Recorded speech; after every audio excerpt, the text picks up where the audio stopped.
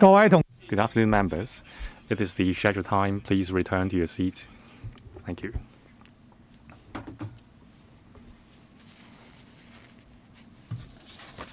It is the scheduled time. A quorum is present. I call to order the meeting. The meeting will be adjourned at 5:30 today, and I can extend it by 15 minutes if necessary. I remind members, if you have any direct or indirect pecuniary interest concerning the matters we are dealing with today, please disclose the nature of such interest before you speak in accordance with Rules of Procedures 83A. I also call your attention to ROP 84 concerning voting in matters with direct pecuniary interest. The only item today is FCR 2022-23-49. Members are invited to approve the 2022-23 civil service pay adjustment with effects from the 1st of April 2022. That is an increase of 2.5% in the dollar value of the pay points in the upper, middle, and lower salary bands, and the directorates of the civil service pay scales arising from the civil service pay adjustment, and the corresponding adjustments to the provisions for aided schools, corresponding adjustments to the provisions for ICAC, and the corresponding adjustments to subventions, which are price adjusted on the basis of formulae that include a factor on civil service pay adjustments. The Civil Service Bureau has consulted the panel on establishment on the 13th of July this year. To answer your questions, we have from the Civil Service Bureau, Mrs. Ingrid Young, the Secretary, and her team. I first invite the Secretary for the Civil Service to brief members on the item. Thank you, Chair. I have to thank wholeheartedly for the Finance Committee to call to order this special meeting before the summer recess. The civil service pay adjustments affect civil servants as well as non-civil service contract staffs, as well as subventions received by subvented organizations and their staff. I have to declare my interest. Between April and June this year, I was paid in accordance with the civil servants' pay scale. It which also affects my post-retirement benefits. And also the teams are also affected by the adjustments today. I declare interest for them. The CN Council has on its meeting on the 5th of July 2022 agreed to make an offer of an across-the-board increase of 2.5% across the upper, middle, and lower salary bands, as well as directorates pay scale. We have balanced the 6 major factors. That is the state of Hong Kong's economy, changes in the cost of living, the government's fiscal position, the net pay trend indicators, that is PTIs, the pay claims of the staff side, and civil service morale. Subsequently, we have invited the staff side to make submissions according to the pay offers. I have met with the representatives from the 4 staff side councils and explained the rationales to them. Having considered the staff side's response on the 12th of July 2022, the CN Council has decided to make an offer to adjust the civil service pay scale in accordance with the recommendation. The civil service is the backbone of Hong Kong. I stress that our civil service is professional and of high quality. I believe that civil service will continue to enhance the efficiency of governance under the new term of the government. We think that by appropriately adjusting the civil service pay scale upward is an appropriate arrangement after considering the 6 factors. On one hand, the 5th wave has driven up the unemployment rate and posing uncertainties to our economy. The expected fiscal deficits that will be $26 billion for the fiscal year. We have to approach the issue carefully. And also, the 3 net PTIs are all positive. It shows that in the private sector, employers have adjusted the pay scale upward. The government thanks the civil service for the efforts during the 5th wave, especially 140 1,000 civil servants have joined in the fight against the epidemic. Under such a tight manpower situation, civil servants have been striving to offer help to the fight as well as maintaining their positions. Now, we have explained to the electrical the details of the pay adjustment. Electrical members said that the scope of pay adjustments is not as high as expected, and we should revisit the mechanism. As I mentioned, the net PTIs and the change in the cost of living are two items under the 6 factors of consideration. We have to take into the totality of the 6 factors, and we have not departed from the established mechanism. Considering staff side representatives' views on the results, before conducting the pay trend survey for the next year, we will consult the staff side again next year. Chair, I hope that the FC will approve the proposal for civil service pay adjustments today. By the end of August, the new pay scale as well as the back pay will be effected, and also subventions will be approved for subvented organizations. The financial implication is $6.8 billion per year. Now I invite Mr. Guo Wei-Kang to report the deliberation of the committee. Thank you. The panel on the 13th of July, on a special meeting, we have discussed the 2022-23 civil service pay adjustments proposal. Members generally supported the proposal and said that and considered that the government has considered different factors.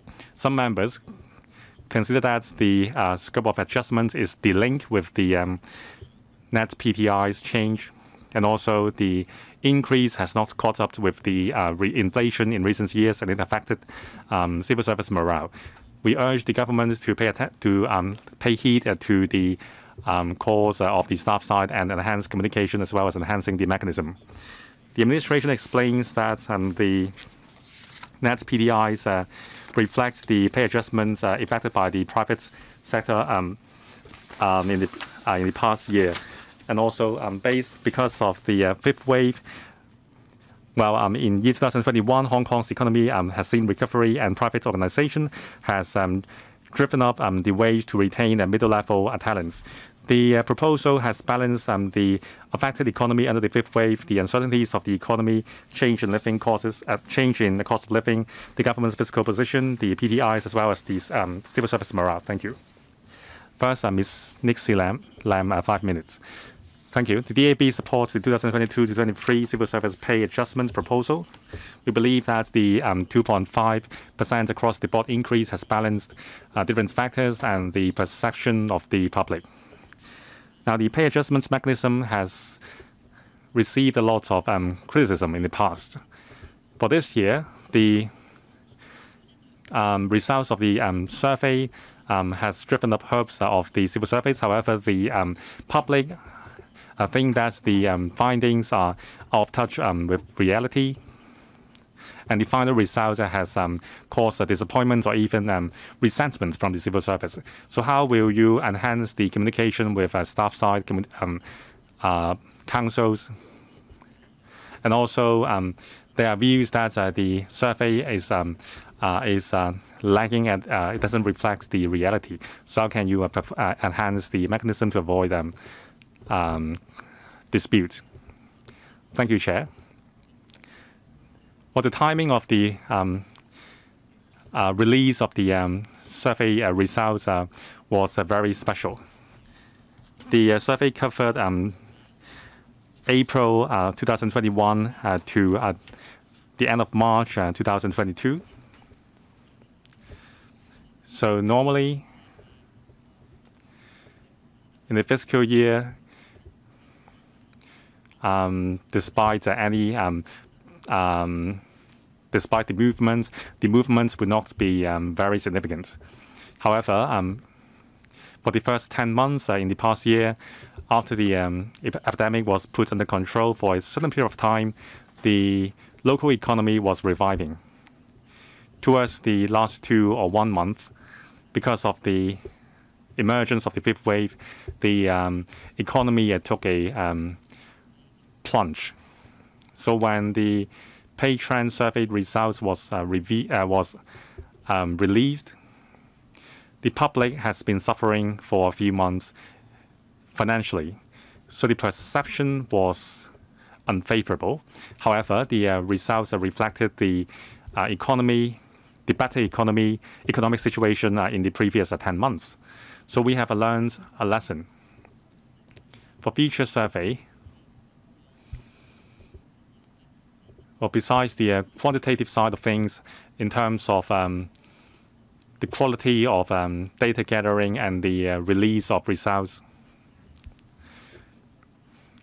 we would take into the special circumstances of the economic situation, as well as the employment market. So that's the perception of the public towards the results that may be affected. So I thank the electrical as well as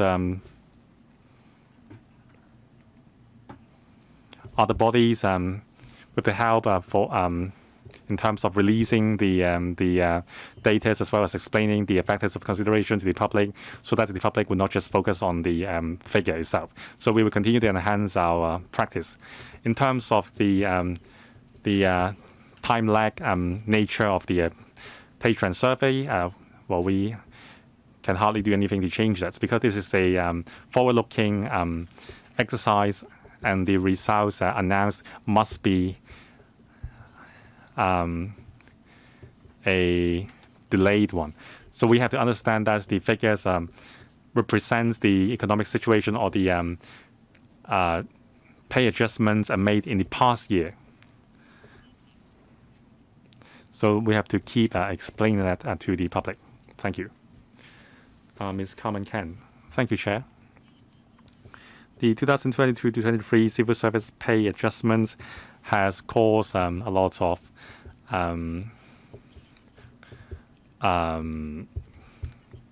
debate, because the 2.5%, I mean the original set of findings, that is some 7.6% increase. Well, actually, the per capita salary has dropped from 1.8% to 1.04%. So that's quite astonishing. So actually, the economic situation was very uncertain, and there were even calls to suspend the pay trend survey, because we all expected the findings to be unfavorable. But when we saw the findings, the civil service councils changed their request. So in the past decades, the civil service pay adjustments would be made according to the pay trend survey. So I totally understand the demand of the staff side. Well, after the black lives violence and the epidemic, a lot of SMEs are still struggling. So if we follow the findings of the PTS and make a civil service pay adjustments accordingly, it would be unfair to the SMEs. So maybe the crux of the debate is that the findings of the original findings of the PTS was not convincing. So there are 6 indicators in terms of the weighting of the 6 indicators, and these 6 indicators, are they still effective to allow the chief executive and council to reach a decision which can truly reflect the change in the society? Well, it has been the improved mechanism has been adopted since 2007. For this year, some 100 companies were involved, and only 128,000 employees were involved. So only 1,700 employees are from SMEs.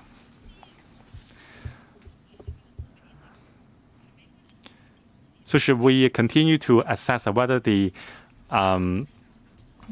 statistics from the private sector and the civil service are comparable, especially in terms of bonuses?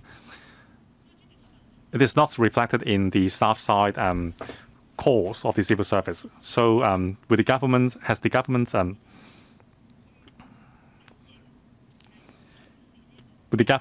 promised to review the mechanism next year, although it has been in place for 15 years? The second question concerns bonus and other payments and other beneficiaries. I think according to the current formula, I would like to know whether these have been factored in. Secretary. Thank you, Chairman.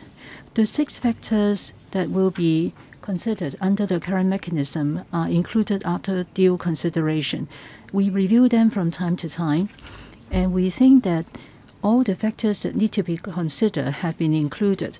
But as regards the weighting for the various factors, we do not have a specific figure.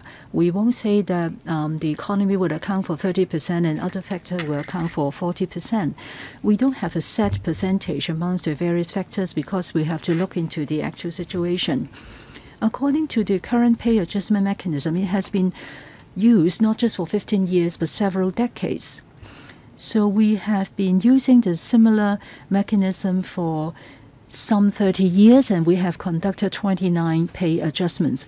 For 19 times out of these 29 adjustment exercises, we have increased the trend according to the net PTIs. But for 10 times, we have deviated from the net PTI.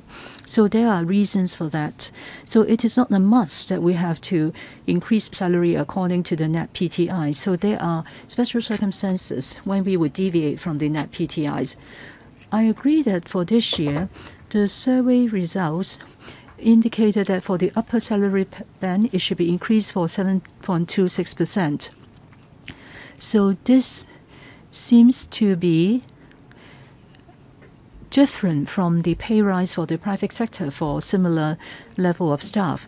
But for the survey, some people have pointed out that for the private sector, there is a trend for the past year.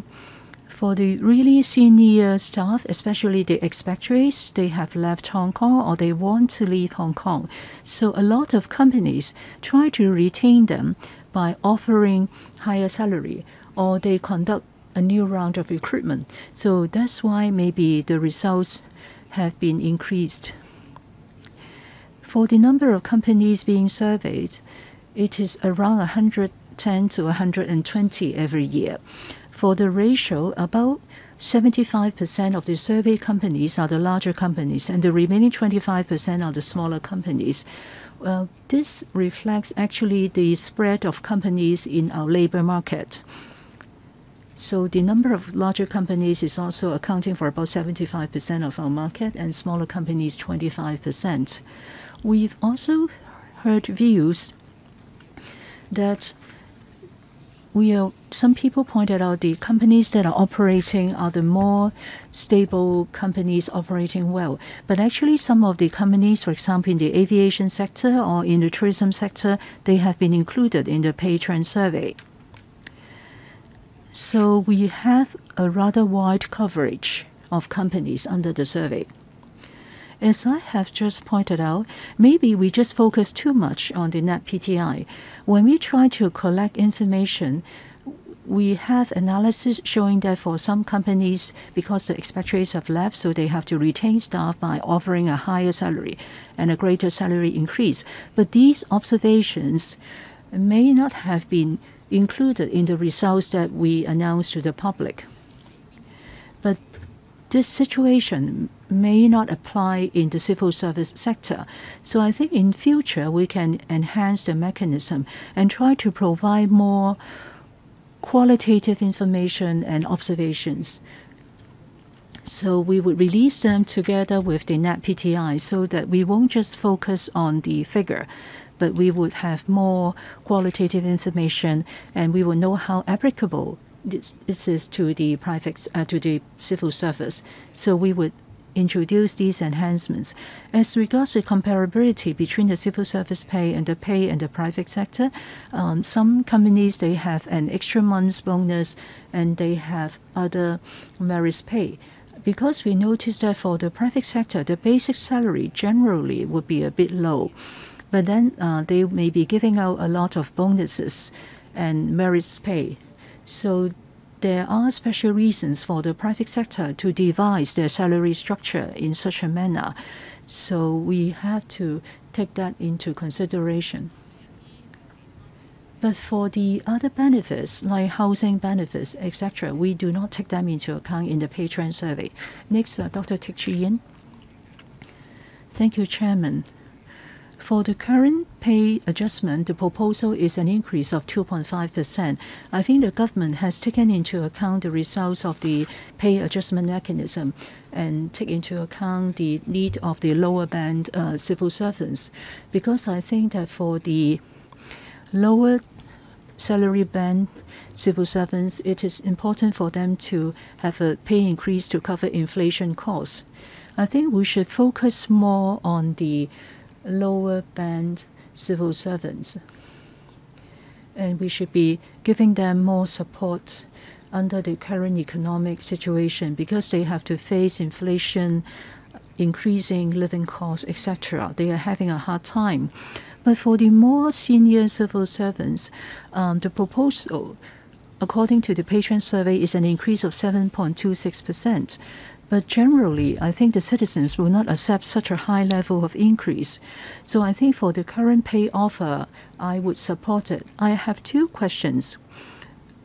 From the figures, the upper level civil servants should have an increase 7.26%, but now they are only given a 2.5% increase. So there is a difference.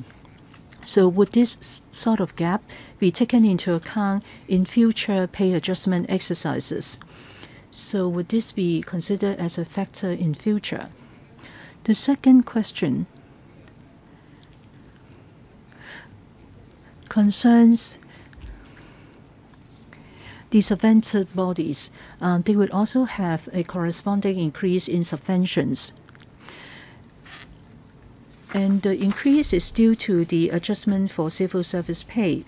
Now, the subvented organizations have flexibility in using the subventions.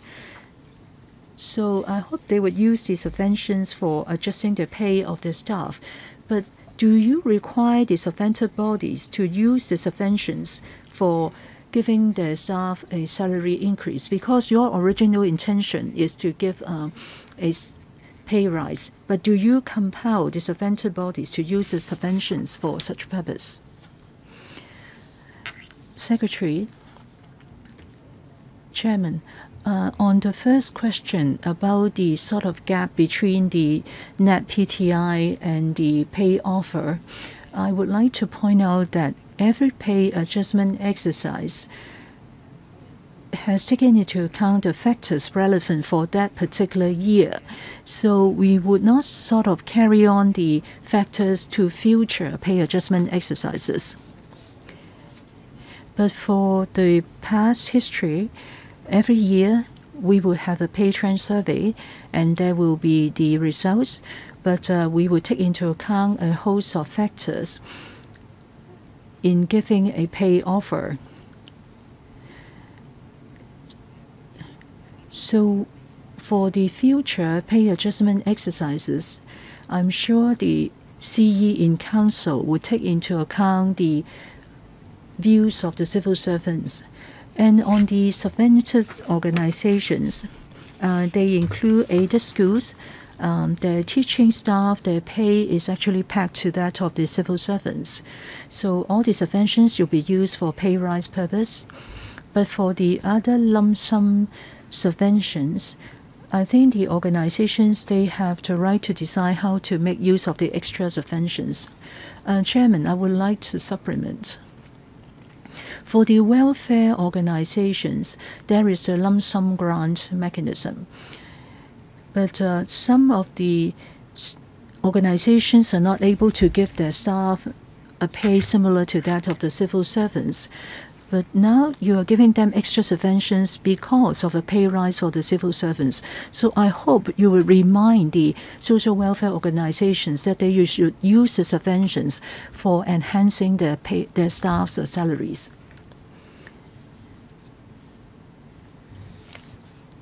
Secretary, do you have any response? Chairman, yes, we would reflect that to the relevant policy bureau. Next, Mr. Chen Xiu-hong. Thank you, Chairman. The pandemic situation is still fluid, and we have a high unemployment rate with 180,000 people unemployed, and the economy is uncertain. And the government is also anticipating a fiscal deficit. So as a responsible government, I think it has to be cautious in considering pay rise for civil servants. Now they have taken into account a whole host of factors. They consider the civil service morale, Hong Kong's economy, the government's fiscal policy, the changes in cost of living, the net PTI, and the pay claims. They considered all the 6 factors and decided to give a pay offer of a 2.5% increase. So they have taken into account the views from all sectors, and I support the proposal. As the Secretary has pointed out, the pay adjustment mechanism is not just a simple math. It is not just a simple mathematical calculation. It is actually art of politics. So I have 2 questions. For the civil servants and for the citizens as a whole, I think they have a question.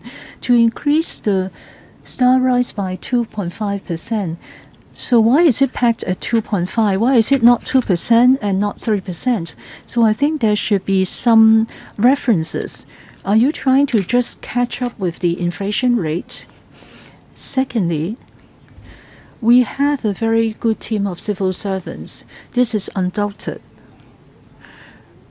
I noticed from the Annex B, paragraph 6 of the electoral brief, it is pointed out that for over 80% of the civil servants, their salary have reached the maximum pay, so they cannot enjoy the increment every year. So they were just expecting the pay rise for every year. No matter how well they've done, they won't receive any bonuses. So everyone would receive the same level of pay increase. So to incentivize the civil servants to serve the citizens better, how would you or when would you consider reviewing the pay adjustment mechanism? How would you take into account the appraisal for the past year so that on the basis of 2.5%, you will be able to give them an extra percentage of increase, and you would use that as an indicator also for promotions in future?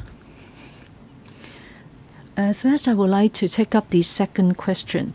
According to the statistics I have at hand, now about 35% of the civil servants have reached the maximum pay. So for the remaining 65%, they will enjoy the salary increment every year. So it is not as high as 80% of our staff who has reached the maximum point. On incentivizing the civil servants, first, well, I have worked in the civil servants for some 30 years. I think before joining the civil servants, we should have a mission, because the job of the civil servants is different from that of the private sector. It is difficult to measure them, to quantify them. You can't say how much you have earned for your company and then you will get a respective bonus. For civil servants, it is very difficult to measure the achievements like that.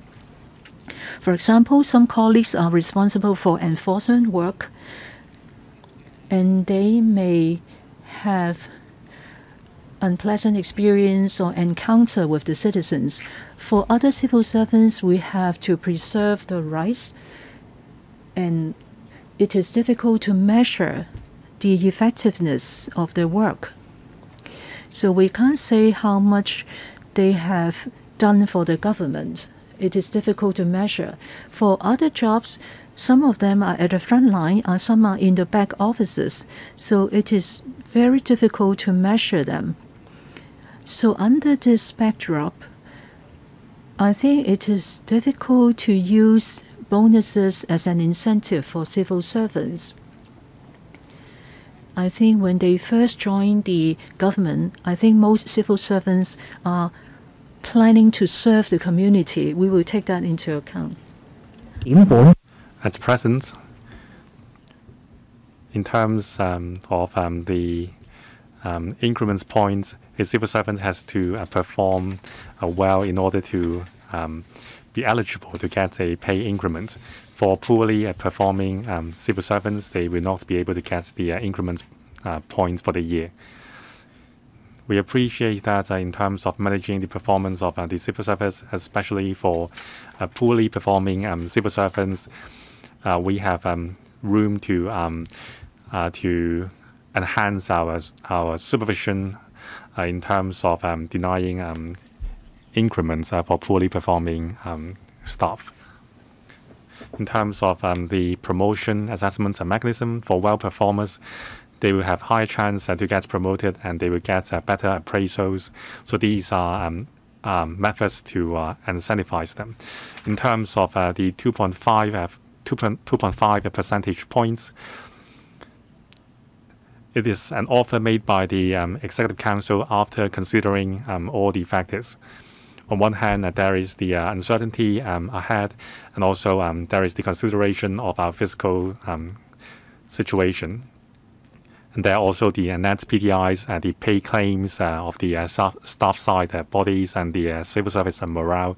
Having balanced all the factors, a rough figure of 2.5% was reached. So I really can't quantify how much of it was attributed to a cost of living and how much of it was attributable to morale and so on. Follow-up question. Sorry, Chair. Just now, the Secretary mentioned for civil servants on the job reaching the top pay point. It is in accordance with Annex B as paragraph 6B. It says 80% of them has reached the top pay point. So if the figure is not correct, would you please clarify and supplement the information? So thank you. We should give the correct figures. I believe, of course, the Secretary is right. So let's communicate after the meeting. Dr. Chow Man Kwong, I declare that I'm a teaching staff at a university under the UGC. So this is a hard decision. The economy is really bad, and the government has to balance the expectation of the civil service and the public. Now, the net PDIs range from 2.04% to 7.26%. So, of course, it gave the public a jump. I think we cannot just rely on the PTS findings. So it would add to the government's political pressure, and the secretaries will have a very difficult job. So would you adjust the contents of the PTS, including the numbers, the number of companies included, and the different sizes of companies, and also across different sectors? You should be able to adjust the contents to alleviate the political pressure on the government. And also we are concerned about the morale because the civil service will face lots of challenges. So how can we enhance the sense of urgency of the civil service? Thank you. The pay trend survey involves three parties. First, the government from the bureaus, and we have the representatives from the staff side, and also the Standing Commission on Civil Service Salaries and Conditions of Service. It is a body which would advise the government on benefits and remuneration for the civil service. So these are people are not within the government, and the chairman is also from the SCCS. So every year before conducting the PTS, the PTS committee would review past practice in terms of the number of companies included and the ratio between larger and smaller companies. There will be adjustments every year. So as I said, the current ratio is 75 to 25 in relation to the proportion of larger and smaller companies. Well, it is open for adjustments, and also we don't want the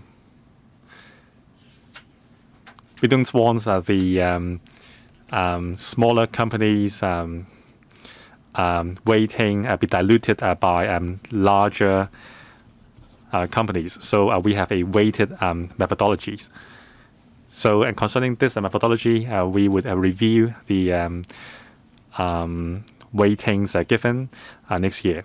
In terms of civil service morale, I agree that the results of this year's exercise would disappoint some civil servants. On the other hand, our colleagues are very loyal to their job, and we all understand that we have to step up to help Hong Kong fight this epidemic and tie over the uncertainties. Our civil servants are also members of the public. We all want to return to prosperity. So in terms of society, their own job and themselves, I believe all civil servants will do their best to serve the public and help Hong Kong to return to normal. Ms. Jovi Chen. Thank you, Chair. Most civil servants, like members of the public, they are standing together. During the Black Cloud violence, the law enforcement agencies are standing at the front line. Then after the epidemic has started, civil servants are standing at the forefront as well. There are people who are slacking, but there are lots of civil servants who are very helpful as well. So we cannot tar all with the same brush. So of course, the expectation of my of the body I belong to expects a 4% rise.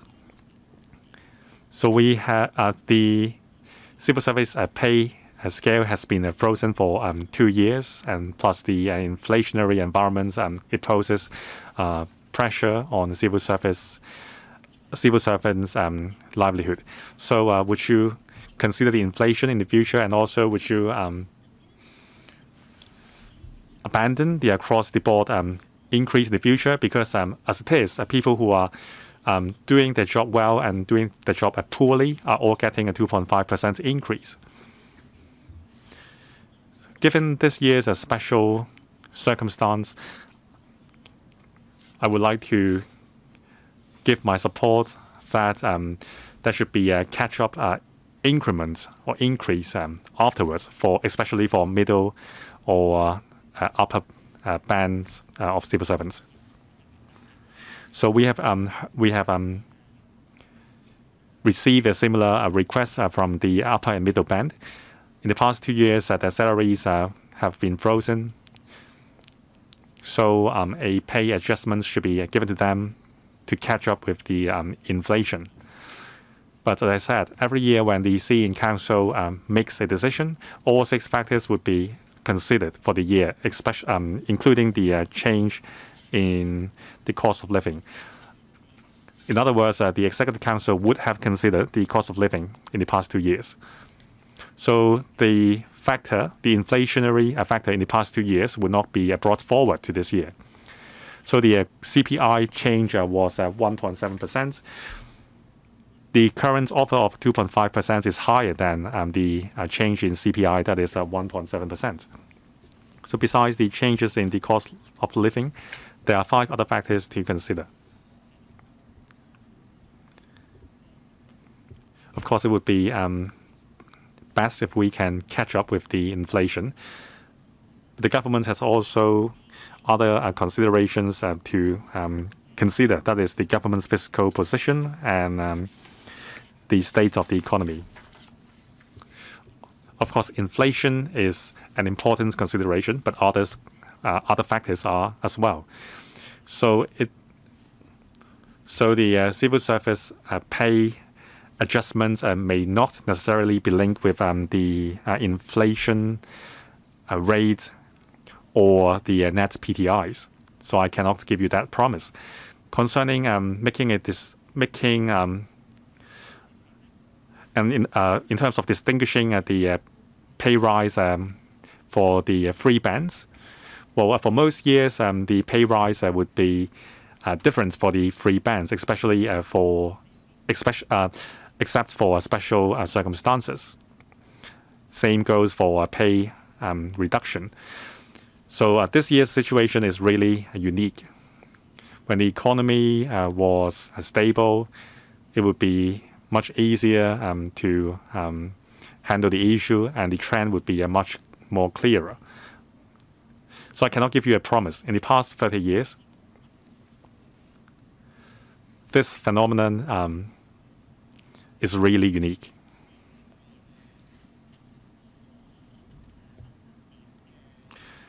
Concerning those who will not be eligible to pay increments, between year 2017 and 22, there were 57 who were not given an increment.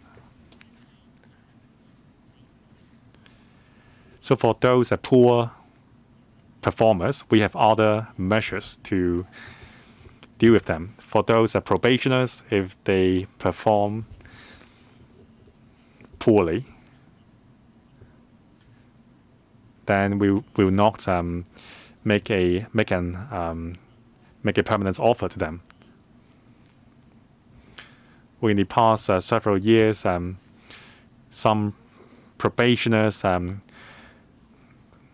were not given a pass because of a poor performance. So, so besides the 57 persons who didn't get a pay rise, there were other reasons as well. Mr. Kisson Young. Well, I think the 2.5% increase is very reasonable, and I support it. In the long run, civil service pay adjustment mechanism should be reformed. For example, the pay adjustment should be linked with the KPI. So like other members said, no matter how hard you work or how slack you are, you will still get the 2.5%. For those who work really hard and contribute a lot to the government, it is not fair. So if you reform the system and link the pay adjustment decision to KPIs, it will be much fairer for those who work hard, which is not undoable. In Singapore, for senior civil servants, their pay adjustments is linked to KPIs. So maybe Hong Kong can do that as well. So there are only 57 people who were not given a pay increment. Well, but we have 180,000 civil servants, so it is less than 0.5%. Well, from my own experience, I think we have way more civil servants who do not deserve a pay rise. So it shows that there is a flaw in the system. So, Secretary, would you learn from the system in Singapore? Thank you, Chair. I think for different places, there are different structure in terms of civil service, and there is a different process of involvement. So we will enhance the mechanism to give credits to hard workers. In terms of KPIs, different bureaus and departments are formulating KPIs for our work in the future, especially a result-oriented KPIs within a certain time frame. For individual civil servants, well, we have a very diversified scope of jobs. It is really hard to measure the outcome of different people's job in a quantitative manner. Well, for example, like I mentioned, there are jobs to ensure procedural justice and public administration and so on. So we have to consider whether bonuses or merit payments are the best way to approach it. Or maybe we should remember that all civil servants should have a mission, and it may not be the best way to incentivize the civil service with money. So if a civil servant is performing well, he or she will have an edge in terms of promotion. And also we have commendation schemes for well performers. So maybe we can further enhance our commendation schemes to incentivize the civil service more. Chairman, just follow up.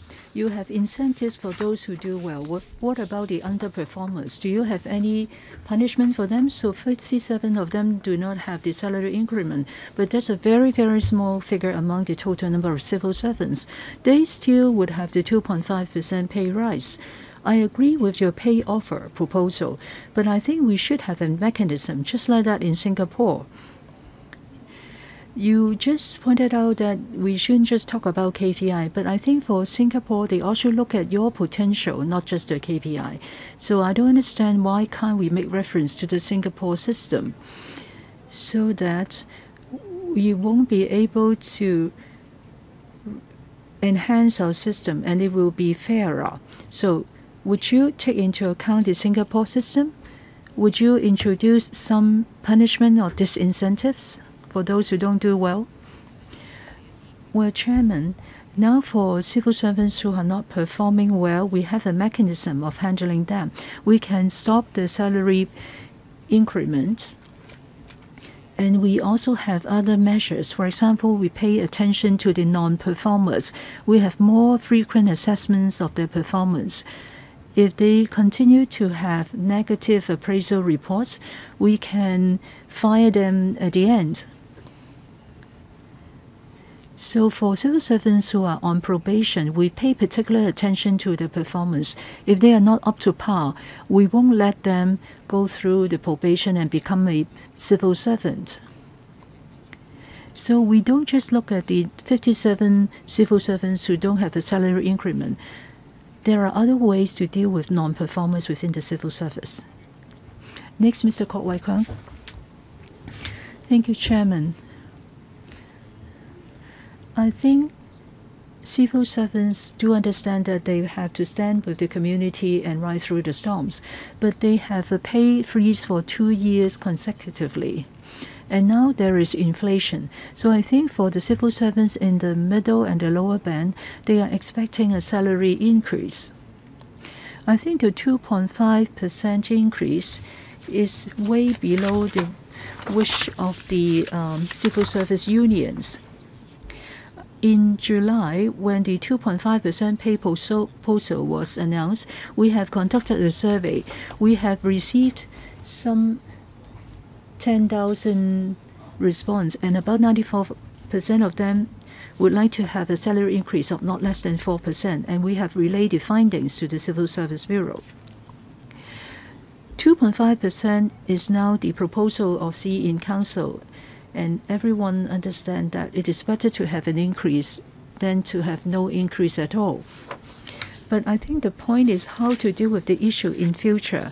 First, for the staff unions, I think for the major unions or the minor unions, they all think that the administration is not paying due attention to the staff unions. The Secretary said that the pay increase will be considered every year. But the Secretary has also pointed out that for the staff morale, it will be affected this year because of the pay offer. So what can be done to enhance the communication between the staff side and the administration? And during the discussion process, there are opinions about the collection of data by the pay trend survey. There are views on that. So has the administration been thinking about reviewing the pay trend survey so that in future the survey will operate effectively and there will be less challenges about the findings of the survey? Thirdly, in the past, there are more occasions where the pay rise will be pegged to the PTIs. This is according to statistical and objective information. But this year, it is deviating quite a bit from the PTI. You pointed out that the 6 factors have been taken into consideration and there is no one single formula. But I think for the staff unions, they will be concerned that the pay rise is deviating from the net PTI, and will that become a norm in the coming years? The staff unions would like to have regular meetings and liaison with the administration. If there is no one formula, it is difficult to conduct a discussion. So we hope that there will be a better pay for the civil servants. So how can you alleviate their concerns? Thank you, Chairman. For the current pay trend survey, we have maintained close liaison with the staff unions. So after the release of the net PTI, I have met with the 4 major civil service staff unions, and we also met with the various consultative committees. And after the first meeting of the Executive Committee, I have met with them and listened to their views and addressed their questions and concerns. So I have some telephone discussions with them as well. So we will continue to maintain close liaison with them and listen to their views carefully. And if there are areas for improvement for the pay trend survey, we will take that into account and incorporate them as far as practicable. As I have said before, there is areas for improvement, and members have also given us some suggestions. So apart from the net PTI, we should also look at the economic situation, the changes in the cost of living, and we should release such information together with the net PTI so that there will be a more comprehensive picture for everyone. And also on the number of companies included in the surveys, we are also open to suggestion, and we would like to listen to the views of the staff unions as to how we can do better. For the pay rise proposal, it is a bit far away from the net PTI this time. I think for the past, when the economy is more stable, the pay rise will be closer to the net PTI, and there will be different pay rise level for the 3 salary bands. But for the special years, there may be a bigger difference between the pay rise and the net PTI. So apart from the PTIs, there are 5 other major factors that need to be taken into consideration. So I'm not too worried that this will be the trend for the future, because when we have a more stable economic situation, I believe the situation will be similar to what we have in the past years. Next, Mr. Dennis Leung. Chairman, I would also like to declare interest. I'm also a staff of a subvented organization, so I will be affected by this pay rise proposal. As a member for the labor sector, I do like to represent some of the civil service associations to say that they are disappointed with the 2.5% pay offer. The Secretary has met with the 4 major service-wide staff unions and has also met with the 4 central consultative councils. But it seems that you have not personally met with the other 4 minor staff unions. Even if they write to you asking for meetings, you have refused them. So they are very disappointed. So they hope that in future, Secretary, you would be able to meet with them, because your portfolio only covers civil service, and you should enhance communication with the staff unions of the civil service, because they represent the views of the civil servants. So I hope that in future there will be enhanced communication between you and the staff unions. The second disappointment, this year it is only a pay rise of 2.5%, but for the retirees, they have an increase of 2.4%. So they are not working, and they have a pay rise of 2.4%. But for the civil servants who are now working, they have a pay rise of 2.5%. So they feel very disappointed because for the past 3 years, they have been working very hard under the social unrest and the epidemic situation. They were standing in the front line of the anti-epidemic work. You have not appreciated the hard work that they have conducted. The third disappointment that they have is that they have been asking for the calculation method for the 2.5% increase. So there is no explanation at all. If you have given them some explanation, maybe they feel it more acceptable to accept this figure. But right now, this matter has been discussed for over a month, and no one knows why the 2.5% has been came up with. Another disappointment is that they have a pay freeze for 2 years already. This year, although we are hard hit by the fifth wave of the epidemic, but for the current pay rise offer, it has not taken into account the difficult situation that they are in, because for the past few years, they've been facing a lot of hardship, just like the other 3-something million working people in Hong Kong. The fifth disappointment, in future, how can the 6 factors of the pay adjustment mechanism be able to address the concerns that they have? They think that the matter seems to be sort of conducted very hastily. The new term of the government starts on the 1st of July, and the matter was endorsed at the first meeting of the executive committee. There is no communication, and they have to accept the pay offer. So I think this is not ideal for the new term of the government to do so hastily. There are a lot of issues that need to be addressed, but the matter was sort of concluded in several weeks.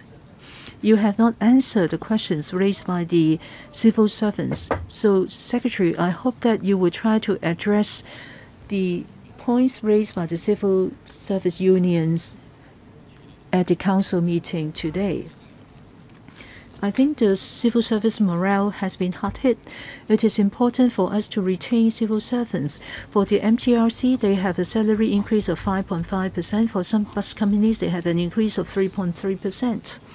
So this is very unsatisfactory. So, Secretary, please address my questions. Secretary, thank you, Chairman. First of all, I would like to talk about the liaison between us and the staff unions. We have the 4 interdepartmental staff consultative committees, and they are sort of the, in quotation, minor staff unions. So after the net PTI has been released, and before we take the matter to the CE in Council, and after the pay offer has been decided by the CE in Council, we have to take them to the staff unions, and then we have to go to the panel on civil service and the finance committee. So this is a very tight timetable. So in the past, after the CE in Council has made a pay offer, we usually would try to get a response from the 4 central consultative councils. They are very representative. So we usually approach them, and we of course welcome views from other staff unions. But because of the shortness of time, I cannot sort of meet them individually. But this year we have also listened to the views of the 4 interdepartmental consultative committees and the other staff unions. So in future, I will continue to liaise with these staff unions and other unions regularly to discuss about pay rise and other staff benefit issues. I hope they would appreciate the constraint that we are working under, but we do have the incentive to discuss with them. why 2.5% pay increase, and the question of whether the hard work of the civil servants have been taken into consideration, I can only reiterate that this offer has been came up with after considering the 6 factors as a whole. It is difficult to tell you the weighting for the different factors. We are facing an uncertain economy, and we have to take into account the fiscal position of the government. So that's why we think it is not possible to have a pay rise in accordance with the net PTI this year. But the actual weighting, I really can't tell you. As I have said in my opening remarks, we have given due consideration to the hardship and hard work of the civil service. Under the epidemic, more than half of our civil service has worked at the front line as well as at the back. So we have given due consideration to that. In terms of catching up with inflation, the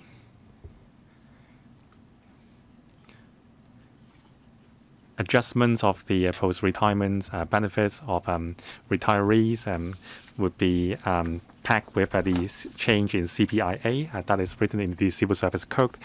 So the consideration is a bit different. So it is not appropriate to compare them apple to apple.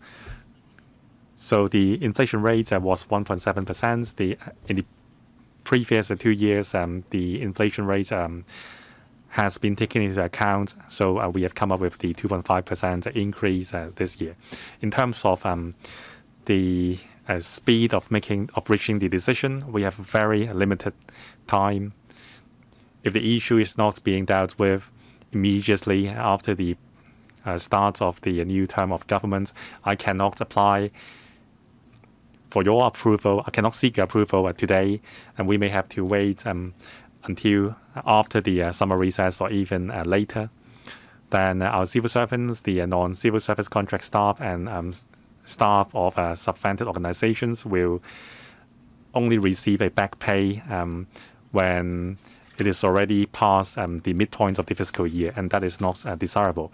It is a decision which will affect some 400,000 people. So after the new term of government come into office, we think this is an urgent matter. That's why it has been discussed and decided by the after the first meeting of the CE in Council, so that we can effect the pay adjustments for civil servants and non-contract staff and subvented staff. Mr. Len Singh, thank you.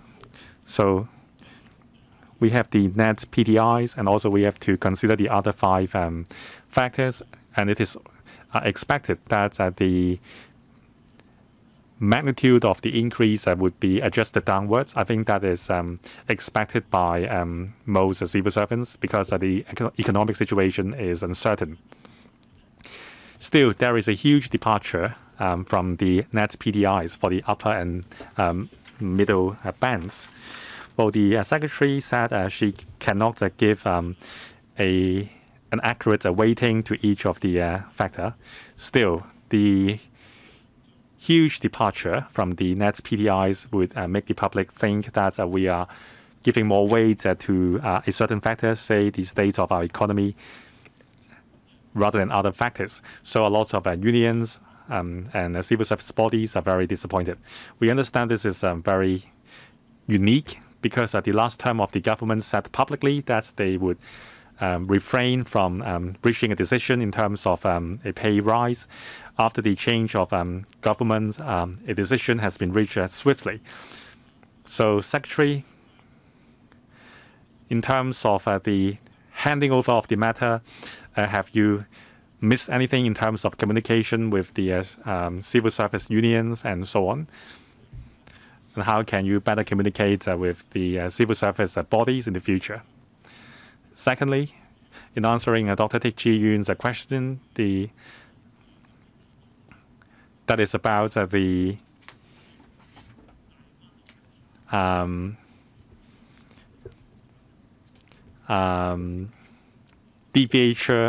deviation from the net PTIs for the upper and middle bands, will the factor be considered next year?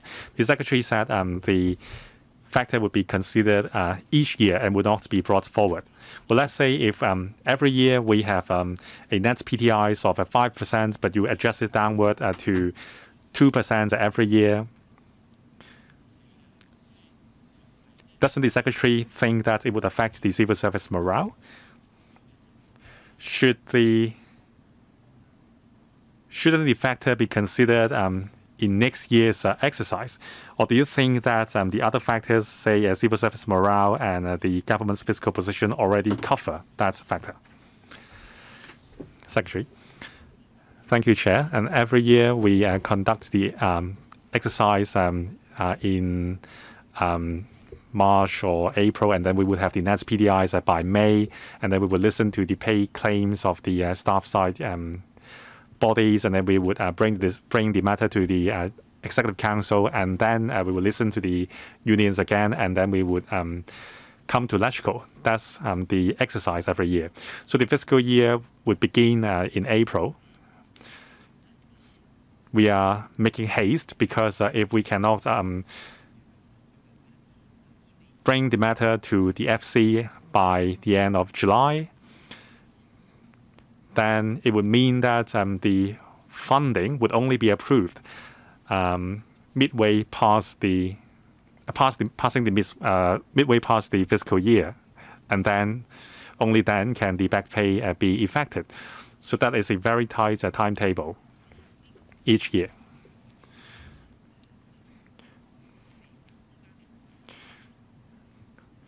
So given that tight schedule, we would do our best to communicate with the staff side unions. In the next year, we hope that we can complete the PTS earlier, and then we can start the communication earlier. So despite the tight time frame, we would use every means to communicate with the civil service. In terms of making up for the shortfall, every year the Executive Council would consider the unique circumstances for that year, so the consideration would not be brought forward.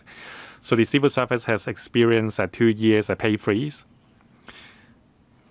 Having considered the civil service morale, the public's perception, and so on, as well as next year's economic situation, maybe the outlook will be very bright, and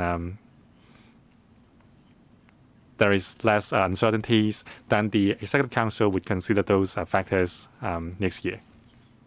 This is Regina Ip. Chair, the pay rise is an across the board at 2.5%. As I understand, a lot of civil servants are disappointed. Some unions have told me the same, but I agree with the Secretary. The civil service is serving the public, so we should have a sense of mission. To enhance civil service morale, we shouldn't just rely on money. For example, benefits. I have talked to the Secretary as well. For those under the new employment arrangements, they don't have health benefits. For veteran civil servants, it is very hard for them to get medical service in the public hospital. There used to be 3 hospitals offering PET scan or other services for civil servants. Now there is only 1. And also housing benefits, as well as job fulfillment and achievement. These are also methods to incentivize the civil service. So I hope the Secretary can resort to those methods. Well, like Mr. Dennis Leung said, a lot of post-retirement civil servants are working, manning the call centers and so on during the epidemic. They are getting paid, or they are just volunteering. I have friends working at the City Hall, and they are even footing the transport bill at themselves. They are not asking for remuneration. So I hope the public would appreciate the efforts of the civil service. My constituency told me that they consider a 2.5% increase is reasonable. So like the Secretary said, we hope there would be a rebound of the economy. And I hope that next year, after considering the 6 factors, a reasonable pay adjustment would be given. So concerning other benefits, would you consider legislating to enhance the other benefits like medical and housing benefits? Thank you, Mrs. Regina Ip. In terms of the fringe benefits, we are constantly identifying room to offer better benefits to civil servants given our fiscal position. For example, Chinese medicine services for civil servants. After reviewing the mechanism and having had a discussion with the hospital authority, we will add one more Chinese medicine clinic for civil servants, and also we will increase the quota of services for civil servants, and also we are exploring dental benefits for civil servants. In terms of housing benefits, it would have huge financial implications, and we have listened to the civil service views, and we are trying to identify room of enhancement. In terms of public housing allotments for frontline and civil service staff, we have made a lot of efforts in the past 2 years to ensure that civil servants who were close to their retirement age would be allotted a public housing unit. So like Mrs. Regina said, under the epidemic, we have invited a lot of retired civil servants with or without pay to help. In my bureau, there are a lot of retired civil servants who work 40 hours per week, like a full-time staff, to fight the epidemic. So it really shows that to be a civil servant, you need to have a mission. And I agree with Mrs. Regina Ip that we have job fulfillment. So during my discussion with the civil service unions, there have been a lot of criticisms against the civil service, some of them unfair. So I have promised the civil service unions, whenever there are unfair criticisms against the civil service, we would defend the civil service and explain the civil service work to the public. So I hope that in terms of job fulfillment and pay and benefits, we will do better. Mr. Yim Kong. Thank you, Chair. Under the epidemic, the government has decided to offer an across-the-board 2.5% pay increase to the civil service. The civil service may not be happy with that. So under the difficult economic situation, I hope that I urge the civil service to understand the government's decision and the public's perception. This is a balance between the benefits for civil service and the benefits of the society. So maybe it is less than the expectation of the civil service. The public may be worried that it would give rise to a negative sentiment. So this is something that we don't want to see. So after 3 years of the fight against the epidemic, we have already made a lot of spending. So if we give a huge pay rise during a fiscal deficit, it may lead to a lot of controversies or even conflicts. From the macroeconomic point of view, the 2 years epidemic has stunned the growth of the economy. A lot of trades are infected. A lot of SMEs have closed up or gave pay cuts to their staff. So the government has to consider the civil service claims, as well as considering the developmental interest of society as a whole. The unemployment rate is standing at 5%. There are hundreds of thousands of people unemployed. 2.5% is really reasonable. The civil service should stand with the public and consider the perception it gives to the public. Under a difficult time, we should all contribute to create greater values for society, to meet the expectation of the public for the civil service. That is, we have to get things done so that when the economic situation become better, the civil service can enjoy a better pay rise.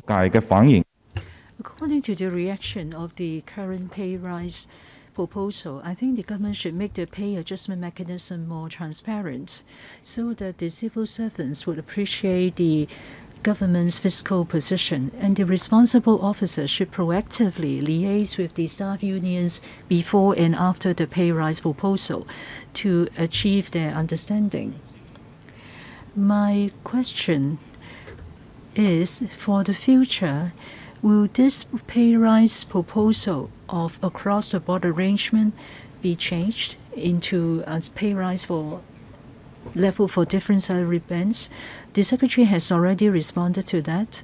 I hope there will be a review of the pay adjustment mechanism, and there will be measures to motivate the civil servants. On the whole, I support the proposal of an increase of 2.5% this year. Thank you, Chairman. Mr. Yim has asked whether the pay adjustment mechanism can become more systematic and transparent. As I have said before, for the future pay trend surveys and also for the announcement of the future net PTIs, we will try to provide quantitative information about the other 5 factors to be released with the net PTI as a whole. So apart from the quantitative indicators and figures, we will also release our observations and more quantitative assessments, and also the special circumstances and the economic situation of the community as a whole. We will release them to the civil servants and the citizens as a whole, so that they would be able to grasp the bigger picture. So we will try to do more on those fronts in future. On motivation of civil servants, I have covered quite a bit. We'll try to look at the matter from different perspectives. We will try to provide incentives, and we will also try to address colleagues who are not performing up to par. So we will look into that at the same time. Ms. Chen Hoyen. Thank you, Chairman. The Secretary has explained a bit about the pay rise proposal of across-the-board increase of 2.5%. But do you have information about the wastage of civil servants? Last year, for the first 9 months, you have a staff wastage rate quite high, which is about 2,800 staff. This is actually quite a big number. I actually have known a lot of civil servants who are at the middle rank. They have worked for about 7 to 8 years in the civil service, but they have been sort of pulled away from the service by the private sector or the public bodies. So, will the government consider providing other incentives for the civil servants? Right now, the 2.5% pay increase may not be too fair for the civil servants who are doing very well or who are being attracted by the private sector, because if the private sector offers a higher pay, they will draw away your good civil servants who are the good performers. So how can you retain the civil servants who are doing well? Also, you have to screen out the non-performers. But if the civil servants are not happy with the 2.5 pay rise and would join the private sector for a higher salary, what can you do? Well, thank you for the question. On the figures, our wastage rates for recent years, for 2017-18 to 2021 to 2022, the wastage rate is about 6%, ranging from 4.8% to 5.9%. If we look further back, for the more historic wastage rate figure, it is around 5%. So the main reason for wastage is normal retirement. For resignations, in 2021 to 2022, the resignation rate is about 2.1%. And allow me to be frank, for the previous years, this figure may be higher than past years. But this is not a very high figure, and we can absorb that because we're good at recruitment exercises and we can fill the vacancies arising from this. I think the job nature of civil servants is difficult to compare with that of the private sector. As I have pointed out, the salary structure of the private sector may comprise a rather low basic salary, but then they will be giving you more bonuses and other benefits. And they will incentivize the staff to do more and try to maximize profit for the company. But for the civil service, we have a very different job natures. Some of them work in the departments, some of them work on policy work in the bureaus. So it is very difficult to measure their work. For the annual salary increase, if we have to try to follow the increase for the sort of the best strata in the private sector, it will be very difficult. But we can see that for the civil servants or for people who are prepared to join the civil service, they do have a heart for public administration work and they like public administration work. And in the past, there have been examples that they may go to take up jobs in the public organizations. They may join the private sector, but on the other hand, we hope that through a good appraisal system, we will be able to offer colleagues who have potential to rise through the ranks quicker so as to retain them and to recognize their good work. And also we give them job satisfaction, as pointed out by Mrs. Regina Yip. So we are looking at the matter on the aspects of promotion prospects, and then also we have given them different experiences. This helps to retain them in the service.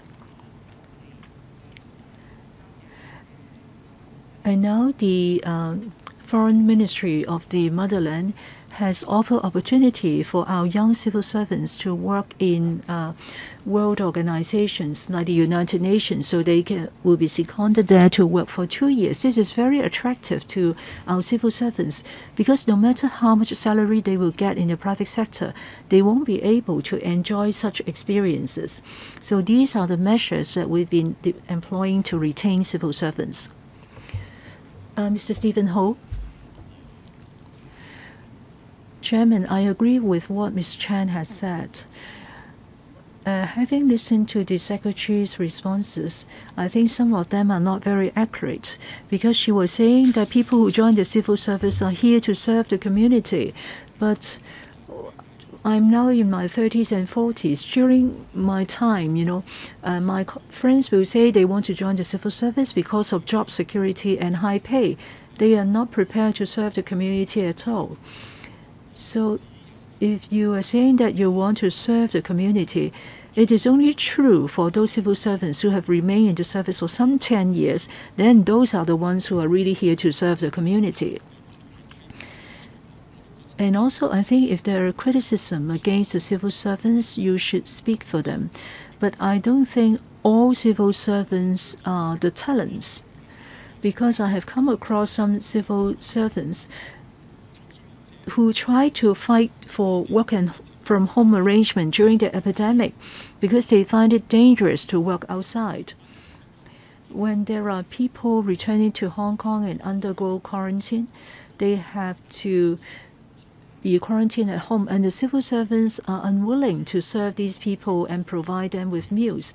And you hire the go-go van to deliver meals to them. But the people working for go-go vans are also human beings, and they can be affected. Well, I think some civil servants should be commended.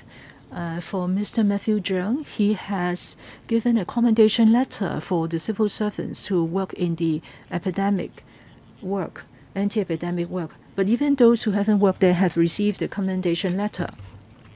So now people are criticizing your appraisal system and promotion system because those who work or those who don't work are getting the same salary increase. Because if you don't change it, then we'll be facing the same sort of argument in a few years ahead. Well, some civil unions, staff unions are fighting for an increase of 5% because they are speaking for those who perform well. I think, Secretary, you deserve a much higher salary pay rise. But as Mrs. Yip has pointed out, for staff morale, it is not just salary that incentivizes them. You should have other measures to incentivize them. When Reverend Kun is here, he can pray for you. So I think you should tackle the crux of the matter. Even if you go for a higher salary increase, I think you should be paying for those who do well. And for those who are not doing so well, they should not get the same level of salary increase. Don't just tell me that they won't be promoted. Well, I agree that for the mechanism of managing civil servants, it should be reviewed from time to time, and we should enhance it to reward those who are doing well and performing well through promotion or through more opportunities. But for those who are not working well, they should be tackled. But these are outside the pay adjustment, so we would also review these other measures to see how we can do better to deal with the non-performers. And then also there may be disciplinary cases against some civil servants, and we should address that. I think we should incentivize the civil servants. Maybe we should have more incentives for them and do better on that. In responding to Ms. Chan, maybe we should look for different ways, apart from a pay rise, to retain these good civil servants. We would take that into account. So please give us some time. We will try to review the mechanism for managing civil servants, and I hope that I'll be able to report to you on that in future. Next, Ms. Carmen Ken, 4 minutes, please. Thank you, Chairman. In responding to my question, the Secretary has pointed out that since 1992, there have been 30 patron surveys. For 19 times, they follow the net PTI, and for 10 times, the pay increase is not in line with the net PTI. But such information is not available in the paper. I refer to paragraph 4 of the paper. It is stated that there is an improved civil service pay adjustment mechanism in 2007. You talked about the broad comparability between civil servants and the private sector, and it is difficult to compare them because there may be wastage at the sort of a higher rank in the private sector, and they retain people by a higher rank. So I think the 7.26% for the higher band is sort of reasonable. In 2007, there is an enhancement to the pay adjustment mechanism. And I'm glad to hear that the Secretary said that she will learn from experience. So 15 years have passed. So for the pay trend survey, can you conduct a thorough review? Because the last improvement was conducted in 2007. You started work on the 2nd of April in 2021 until the 1st of April 2022. So you already started work on the next one. So can you tell me that there will be improvements for the current exercise? You already started work on that. And then also you are saying that you want people who want to serve the community to join the service and remain in the service to serve our citizens. So I hope the Secretary would liaise more with the staff unions to explain to them because of the special situation this year, that they would stand by the community and accept the 2.5% pay offer. I would like to have these two issues addressed before we vote. Thank you, Chair. The mechanism of the pay trend survey for civil servants, well, we haven't started the exercise for next year yet.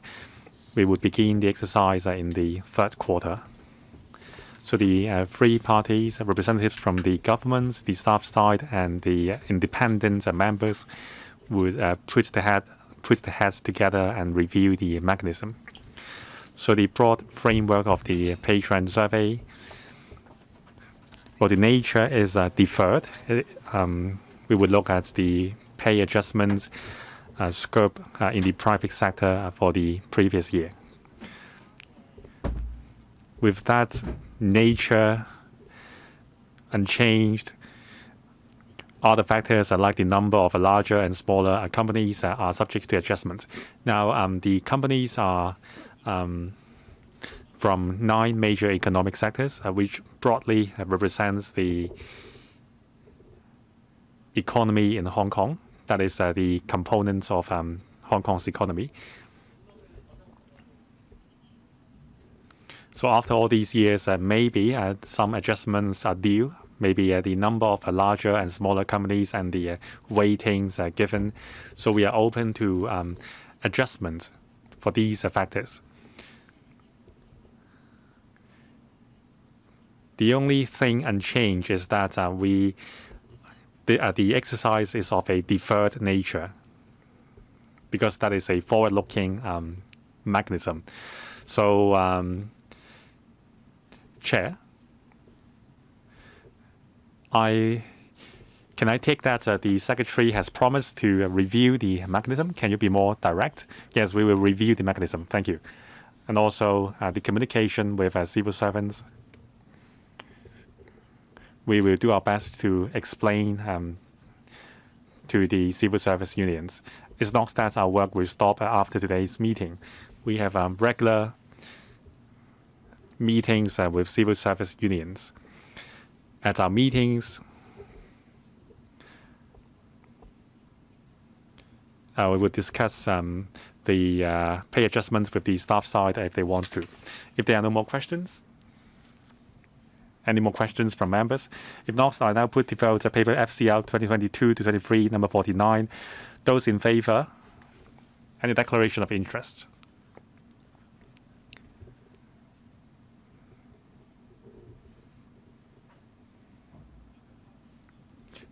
Mr. Dennis Leung.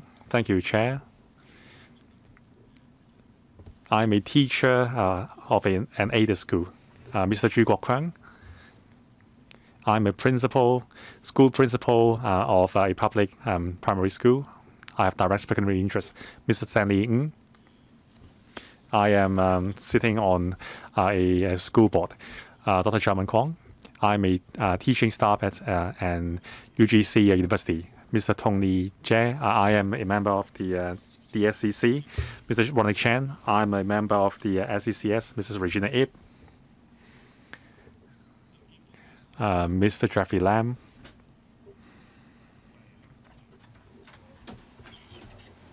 I'm an honorary board member of the Polytechnics University, Hong Kong. Mr. Chen Xiuhong. Chair, I am a court member of the City U. Any other members? Mr. Duncan Chiu. Please switch on Mr. Duncan Chiu's mic. Yes, we heard you. You are from the Poly U. Any other members? I think we have all declared the interest. Those in favor of FCR 2022-23, number 49, please raise your hands. Those in favor, please raise your hands. Those against, please raise your hands. I think most of the members in the vote supported the proposal. It is passed. The meeting is adjourned today. The Secretariat will notify you of the schedule of the remaining meetings for the session. Thank you.